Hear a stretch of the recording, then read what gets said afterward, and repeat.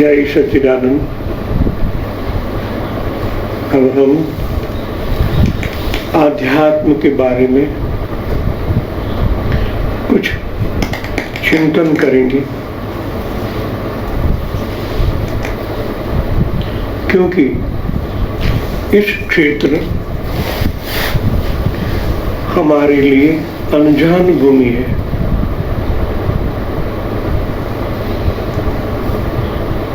जो सत्य हम कहते हैं, सत्य परमात्मा ईश्वर, कहने के लिए बहुत शब्द है मगर अनुभव में नहीं है।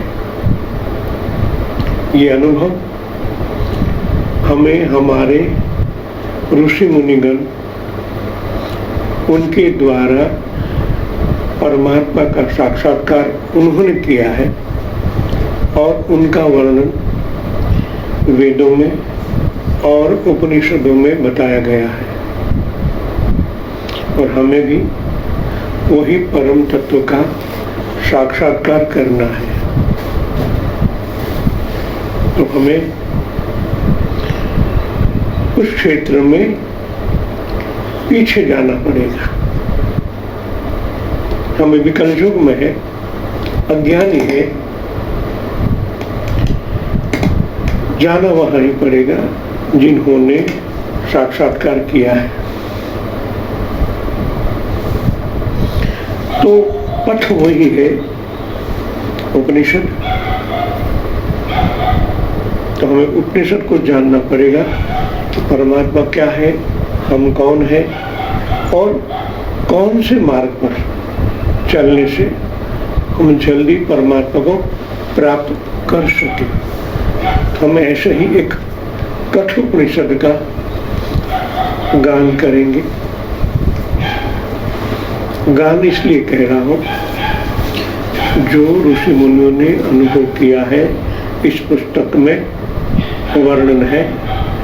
गान का मतलब मैं उनके साथ तार एक कर आपको वो सुनाऊंगा।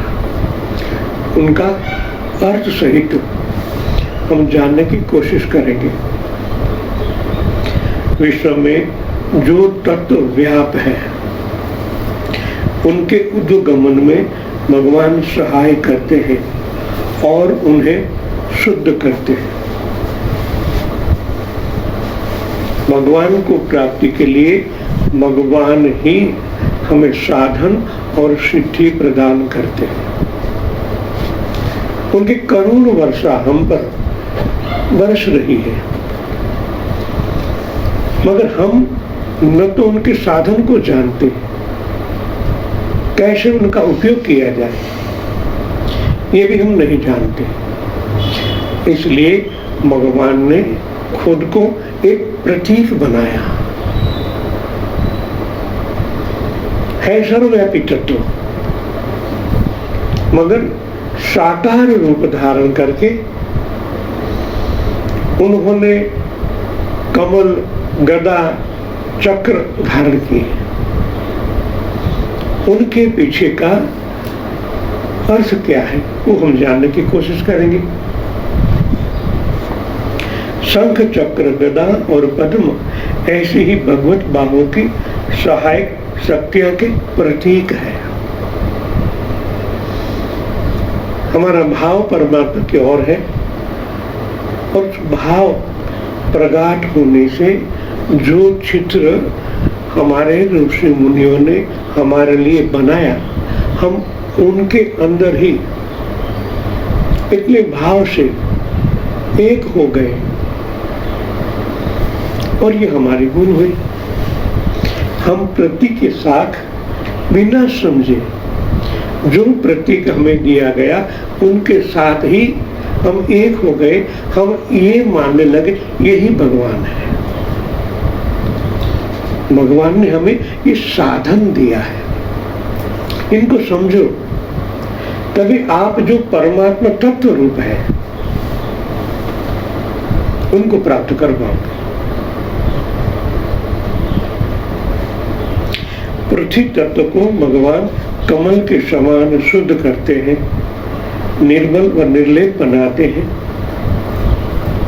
कमल में कादों में खिलता है, हम जानते हैं, तो प्रतीक है शुद्ध का, बिल्कुल निर्दोष। हम देखते ही भाववीर हो जाते हैं कमल को देखने के बाद। शंख जल का प्रतीक है। शंख में जो ऊर्ध्वगामी आवर्तन अंकित है वो जल की ऊर्ध्वगति दर्शाता है और उनके द्वारा रसवृत्ति ऊर्ध्व अधिकारी बनती है। चक्र अग्नि का प्रतीक है। चक्र के, भगवान के चक्र के 10 आरा है, हम उनको योग में पंखुड़ी कहते हैं। ये शक्ति है। 10 महाविद्या का प्रतीक परमात्मा ने धारण किया है सुदर्शन चक्र के। काली, छिन्मयसा, तारा, ऐसे 10 महाविद्या भगवान ने धारण की है और ये शक्ति अग्नि का प्रतीक है, इसलिए चक्र बनाया गया। और उनके द्वारा हमारी दृष्टि परिशुद्ध होती है। अग्नि तत्व से जब हमारी बॉडी में ज्यादा ऊर्ध्वगामी होता है तो ये बॉडी अवजो कोषों की बनी हुई है, कई सेल है और कई जन्मों से हम आते, जहां तक ये हमारे कोष कोशिकाएं परिशुद्ध नहीं हो जाती, कमल जैसे निर्दोष नहीं हो जाती, वहां तक परमात्मा है फिर भी हमें दिख नहीं पाते। गीता में भगवान ने कहा, अंकुश प्रमाण ज्योति स्वरूप मैं तेरे अंदर, यही सिद्ध होता है। भगवान का वचन है मैं तेरे अंदर हूं, फिर भी हम उनको देख नहीं पाते। ये हमारे कोष कोशिकाओं शुद्ध करना पड़ता है। बिना शुद्धि से हम उनको देख नहीं पाते, क्योंकि ये अशुद्धि हमारे एक एक कोष में जड़ी हुई कई जन्मों से है। ये अग्नि तत्व बढ़ाने से वो निष्कुट हो जाती है, ज्यादा अग्नि बढ़ने से वो नष्ट हो जाती है, तभी हम पारदर्शी बन जाएंगे। पारदर्शिता हमारे आंतर जगत में इतना शुद्ध हो जाता है जब मन परमात्मा की ओर जाता है। अग्नि तत्व के साथ एक होना पड़ता है मंत्रों द्वारा, मन भी शुद्ध होता है और हमारी कोष कोशिका भी शुद्ध होती है, तब पीछे जो परमात्मा है उनको हम देख पाते हैं। तब हमारी दृष्टि सूक्ष्म बनने लगती है। गदा वायु और प्राण शक्ति का परिचालक है, जिसके द्वारा प्राण शक्ति की शुद्धि होती है। इसलिए तो वायुपुत्र हनुमान और भीम उनका आयुध था गदा।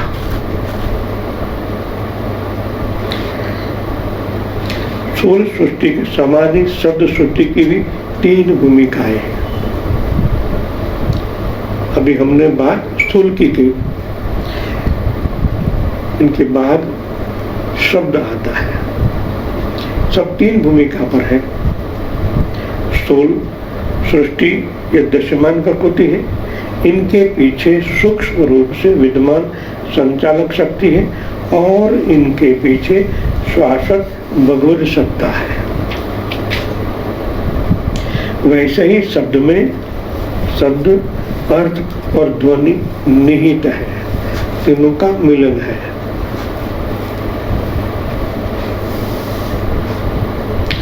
जब हम शब्द का उच्चार करते हैं,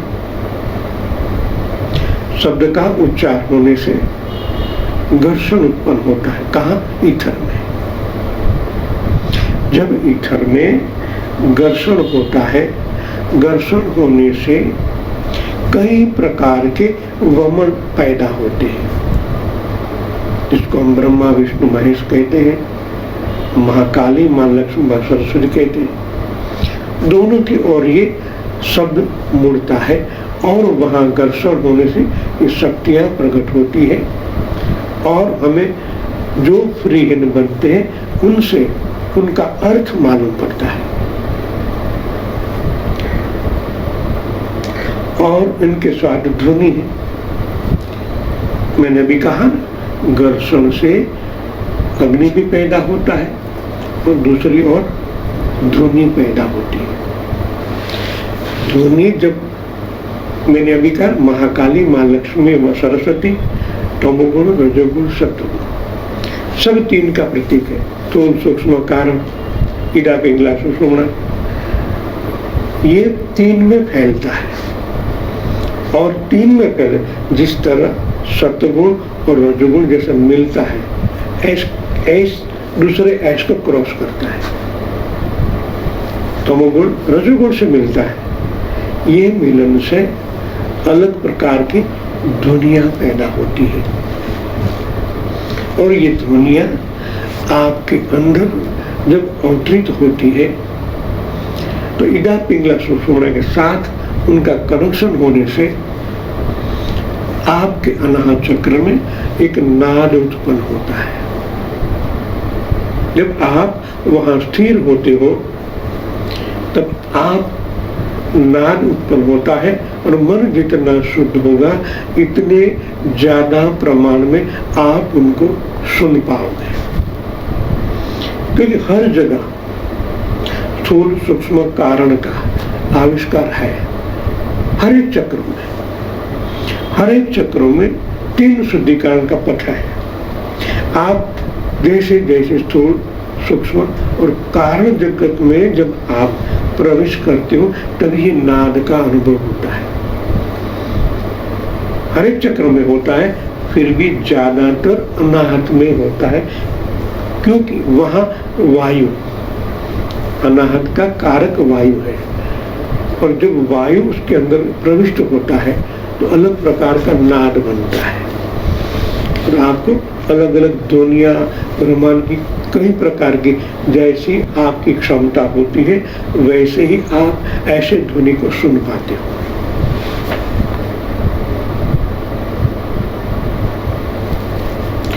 भगवत नाम शब्द द्वारा प्राण शक्ति के साथ संवाद साधता है।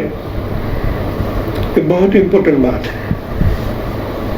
भगवत नाम शब्द द्वारा प्राण शक्ति के साथ संवाद साधता है, अर्थ द्वारा ज्ञान के साथ संवाद साधता है। यह शब्द का उपयोग किया गया, बताया गया। जब शब्द प्राण शक्ति के साथ मिलन करता है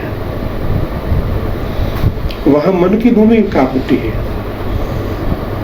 हम उनको पहचानते नहीं है, हम शब्द को ही पकड़े रखे हैं। इसलिए आगे का जो प्रोसेस है वो हमें नहीं मालूम है।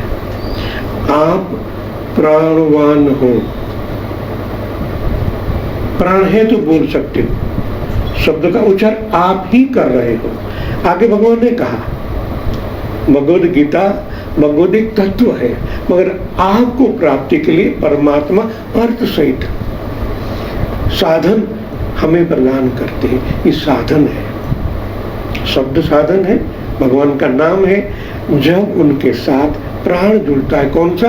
आपके अंदर का प्राण। आप प्राणवान हो तभी बोल सकते हो। जैसे बोलते हो तो प्राण और शब्द का संयोजन होता है, तब उनकी गति मिलती है। और गति इथर में रिकॉर्ड होती है, उनके साथ स्पंदित होती है, तभी आपको उनका अर्थ मालूम पड़ता है।